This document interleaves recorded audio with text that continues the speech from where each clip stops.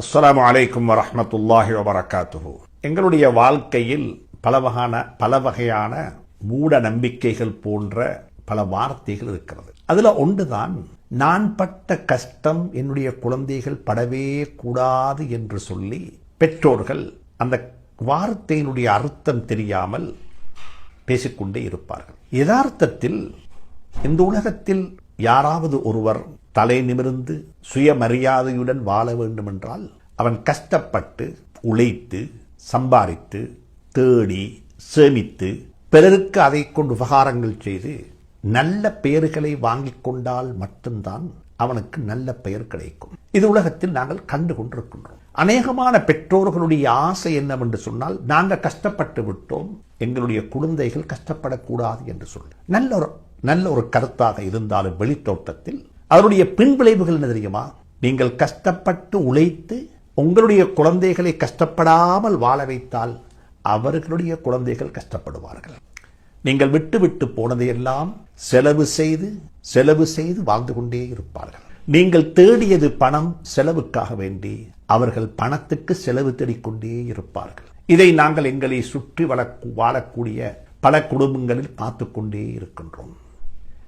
இதை ஏன் வாங்கினீர்கள் என்று கேட்டால், குழந்தைகள் செல்லக்கூடிய பணம் இருந்தது, அதனால் வாங்கினேன். தகப்பனாரிடத்தில் கேட்டால், கஷ்டப்பட்டு உழைத்தது, அதனால் செலவழிக்க விரும்பவில்லை என்று சொல்லி அவர் சொல்லுகின்றார். எனவே அன்புக்குரியவர்களே, குழந்தைகளை கஷ்டப்பட விடுங்கள், குழந்தைகளையும் கஷ்டப்பட விடுங்கள்.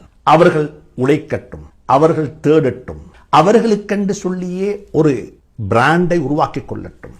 அவர்களும் உங்களை போன்று இல்லாமையிலிருந்து, ஜீரோவிலிருந்து எழும்பி வரட்டும். நீங்கள் அவர்களுக்கு கொடுக்கக்கூடிய அனந்தர சொத்தோ அல்லது நீங்கள் அவர்களுக்கு கொடுக்கக்கூடிய உங்களுடைய கிஃப்டோ, அது அவர்களுக்கு ஒரு கிஃப்டாகவே இருக்கட்டும், ஒரு நன்கொடையாகவே இருக்கட்டும். அது அவர்களுடைய பொருளாதாரத்துடைய முதுகெலும்பாக மாறிவிடக் கூடாது. இலவசமாக கிடைத்தது, ஃப்ரீயாக கிடைத்தது, சும்மா கிடைத்ததை கொண்டு வரலாறு படைத்தவர்கள் எங்களுக்கு காண முடியவில்லை.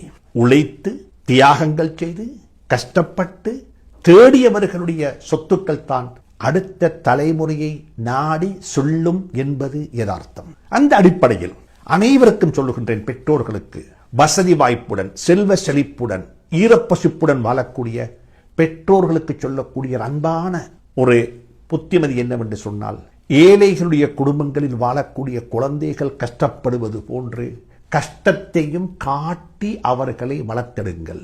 கஷ்டத்தையும் காட்டி அவர்களுக்கு வாழ்க்கையை சொல்லிக் கொடுங்கள். வாழ்க்கை என்பது சொகுசு வாழ்க்கை அல்ல. வாழ்க்கை என்பது சொகுசை அடையலாம், கஷ்டப்பட்டவனுக்குத்தான் சொகுசு வாழ்வு கிடைக்கும் என்று சொல்லக்கூடிய யதார்த்தத்தையும் நீங்கள் அவர்களுக்கு சொல்லிக் கொடுங்கள். இதைத்தான் மார்க்கமும் சொல்லி இருக்கிறது, இஸ்லாமும் அதைத்தான் சொல்லி இருக்கிறது. அனந்தர சொத்தாக கிடைப்பது அது அல்லாவின் புறத்திலிருந்து ஒருவனுக்கு ஹதியாவாக, அல்லாவின் புறத்திலிருந்து ஒரு கிஃப்டாக கிடைக்கக்கூடிய கிஃப்ட். அதை நம்பி வாழ வேண்டாம், அதற்காக வேண்டி வாழ வேண்டாம், அதற்காக வேண்டி குடும்ப உறவுகளை பேண வேண்டாம். குடும்ப உறவுகளை அல்லாஹ்வுக்காக வேண்டி பேணுவோம். எனவே இந்த கருத்தையும் மிக உன்னிப்பாக சொல்லுகின்றேன். பெற்றோர்களுக்கு நீங்கள் பட்ட கஷ்டத்தை விடவும் உங்களுடைய குழந்தைகள் கஷ்டப்பட்டால் உங்களுடைய செல்வம் அடுத்த தலைமுறையை நாடி நகரும். நீங்கள் பட்ட கஷ்டத்தை என்னுடைய குடும்பம் படக்கூடாது, குழந்தைகள் படக்கூடாது என்று சொல்லி நீங்கள் நினைத்தால் உங்களுடைய அடுத்த தலைமுறை உங்களை விடவும் கஷ்டப்படும் என்பதை மனதில் புரிய வைத்துக் கொள்ளுங்கள். அல்லாஹ் சுப்ஹானஹு வ தஆலா நம் அனைவருக்கும் துணை புரிவானாக.